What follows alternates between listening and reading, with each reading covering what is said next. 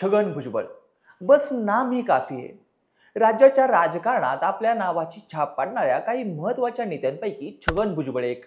Bhujbal OBC नेते म्हणून ओळखले जातात आणि तितकेच आक्रमक राजकारणी देखील. शिवसेनेत बंडखोरी करणाऱ्या याच भुजबळांनी जेलवारी देखील केली.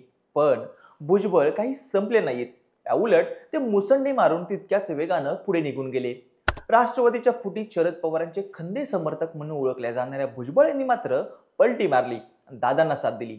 पण ओबीसी समाज ढवळून काढण्याची ताकद असणाऱ्या याच भुजबळांना मंत्रिमंडळातून डच्चू देण्यात आला. यानंतर भुजबळांचं पित्त खवळलं आणि त्यांनी पडद्याआड नेमकं काय घडलं हे सगळं सांगून दादांची प्रचंड राजकीय कोंडी केली. मी काय अजितदादांच्या हातातलं खेळणं आहे का असं म्हणून भुजबळांनी असे काही राजकीय डावपेच टाकायला सुरुवात केली की त्यामुळं दादांना पळताभुई थोडी झाली. पुढं नाराज भुजबळ भाजपसोबत जाणार असं वातावरण महाराष्ट्रामध्ये तयार झालं. दादांनी भुजबळांना जेवढं हलक्यात घेतलं त्यापेक्षा भुजबळ स्मार्ट निघाले आणि दादांच्या पायाखालची वाळू सरकून गेली. शेवटी उशिरा का होईना पण दादांनी चक्क फोन करून उशीर झाल्याबद्दल दिलगिरी, बसून चर्चा करू असं फोन करून अजितदादांनी भुजबळांना म्हटलंय. थोडक्यात काय, भुजबळ या वादळामुळे दादांना अखेर नमतं घ्यावंच लागलं. विधानसभा निवडणुकीनंतर आपल्याच धुंदीत असणारे अजितदादा खरंच छगन भुजबळ यांच्या राजकीय डावपेचाला घाबरलेत का? छगन भुजबळ राजकारणाच्या पटलावरचे बिग बॉस कसे झालेत? भुजबळ खरंच अजितदादांच्या या दिलगिरी पुराणाला साथ देतील की एखादा नवीन राजकीय बॉम्ब टाकतील? सविस्तर पाहूयात आजच्या या स्पेशल व्हिडिओमध्ये. हॅलो, मी ओमकार आणि तुम्ही पाहताय हॅलो महाराष्ट्र.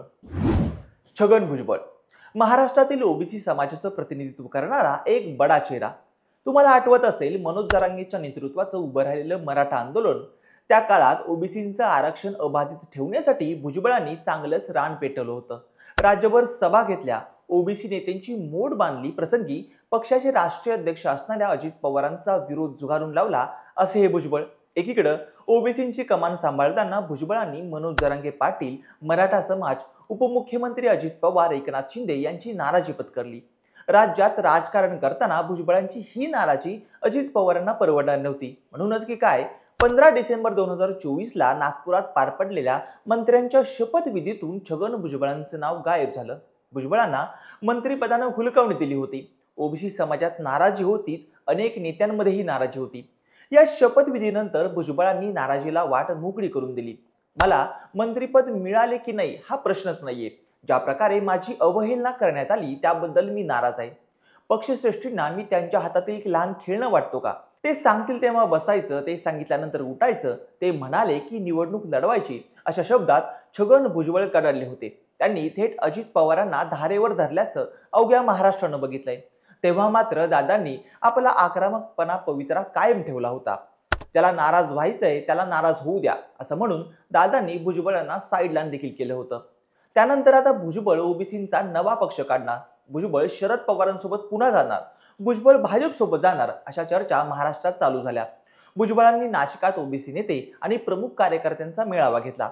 जानेवारी महिन्यात समता परिषदेने आयोजित केलेल्या सावित्रीबाई फुलेंच्या जयंतीच्या निमित्तानं कार्यक्रमात भुजबळांनी शरद पवारांसोबत स्टेज शेअर केलं.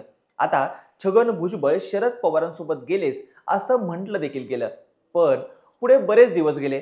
छगन भुजबळांच्या देवेंद्र फडणवीसांच्या बंगल्यांच्या वाऱ्या देखील वाढल्या. चर्चाच तरी घडू लागली. भाजपला ओबीसी चेहरा गरजेचा वाटत होता. मराठा समाजाच्या दबावाला झुगारून राजकारण करण्यासाठी भाजपला भुजबळांची गरज होती. पण भुजबळ काही भाजपात गेले नाहीत. मधल्या काळात पुलाखालून बरंच पाणी देखील वाहून गेलं. अजितदादांना छगन भुजबळांची किंमत कळाली होती. म्हणूनच की काय, दादांनी छगन भुजबळांना फोन फिरवला. घडलेल्या प्रकाराबाबत दिलगिरी व्यक्त केली. फोन करायला उशीर झाला, पण बसून चर्चा करू अशी साद दादांनी घातली. छगन भुजबळ यांनी 7 फेब्रुवारीला एक पत्रकार परिषद घेत याबाबत माहिती दिली. पत्रकार परिषदेत त्यांनी मंत्रिपदावरून नाराजी दूर झाल्याचं म्हटलं. अजित पवार यांच्या राष्ट्रवादीत नाराजी असलेले आणि मुख्यमंत्री फडणवीस यांच्या गाठीभेटी घेणाऱ्या छगन भुजबळांनी या निमित्तानं मोठा खुलासा केलाय. 4 दिवसांपूर्वी अजित पवारांचा फोन आला असं म्हणत उशिरा फोन करतोय म्हणून दिलगिरी व्यक्त करतो, बसून बोलू असं दादा म्हटल्याचं भुजबळांनी सांगितलं. शिवाय माझी जिथं गरज नाहीये तिथं मी काही जात नाहीये असं म्हणत भाजप प्रवेशाच्या चर्चांना देखील पूर्णविराम दिलाय. अलीकडेच छगन भुजबळांवर मार्ग काढू असं प्रदेशाध्यक्ष सुनील तटकरे यांच्यापासून प्रफुल्ल पटेल म्हणत होते. आता स्वतः अजितदादांनीच फोन केल्यामुळं भुजबळ यांनी सांगितलंय. त्यामुळं भुजबळांवरूनच कोणता सुवर्णमध्य निघतो हे पाहणं देखील महत्वाचं ठरणार आहे. मी एक सामान्य कार्यकर्ता आहे. मला डावललं काय आणि फेकलं काय, कुणाला काय फरक पडतो? आयुष्यात मंत्रीपद किती वेळा आलं आणि किती वेळा गेलं, परंतु हा छगन भुजबळ संपला नाहीये. तुम्ही मंत्रिपदावरून मला प्रश्न विचारण्याऐवजी ज्यांनी मला डावललं त्यांना प्रश्न विचारायला हवं, असं म्हणत भुजबळांनी दादांना अक्षरशः शिंगावर घेतलं होतं. पण आता अजित दादांना इतकी उपरती अचानक आली. एरवी भुजबळांच्या मंत्रिपदाच्या विषयावर ब्रशब्द न काढणारे दादा इतके नरमले कसे? भुजबळांच्या आक्रमकपणाला दादा घाबरल्याची दोन कारणं सांगता येऊ शकतात. त्यातलं पहिलं कारण म्हणजे भुजबळ ओबीसी चेहरा असणं. अजित पवारांच्या राष्ट्रवादीतील मंत्री ओबीसी चेहरा म्हणून ओळखले जाणारे धनंजय मुंडेंची झालेली पिछाट, सरपंच संतोष देशमुख हत्या प्रकरणानंतर वाल्मिक कराड आणि आवादा खंडणी प्रकरणानं धनंजय मुंडे अडचणीत आलेत. सुरेश धस, संदीप क्षीरसागर यांच्यासारख्या मराठा आमदारांनी धनंजय मुंडेंच्या राजीनाम्यासाठी तगादा लावला. सामाजिक कार्यकर्ता अंजली दमाने या पुराव्यांची पिशवी घेऊन स्प्रे पंप घोटाळ्याची भांडाफोड करू पाहतायत. आणि या परिस्थितीत अजित पवारांना सक्षम ओबीसी चेहरा पाहिजे आणि ते छगन भुजबळ आहेत हेच दादांनी हेरले. दुसरीकडे आगामी काळात मुंडेंनी जर राजीनामा दिला तर त्या ठिकाणी ओबीसी चेहरा म्हणून मंत्रिपदासाठी भुजबळांची वर्णी लागू शकते. इतकंच नाही तर भाजप हा ओबीसी बहुल राजकारण करण्यासाठी ओळखला जातो. त्याच वोट बँकेच्या जीवावर भाजप मोठा झालाय, सत्तेत आलाय. म्हणूनच बेरजेचं राजकारण करून फडणवीस भुजबळांना भाजप सोबत जोडू पाहतायत. भुजबळांच्या माध्यमातून ओबीसींची मोठी ताकद भाजपच्या पाठीशी लागू शकते. अर्थात ही ताकद अजितदादांना न परवडणारी आहे.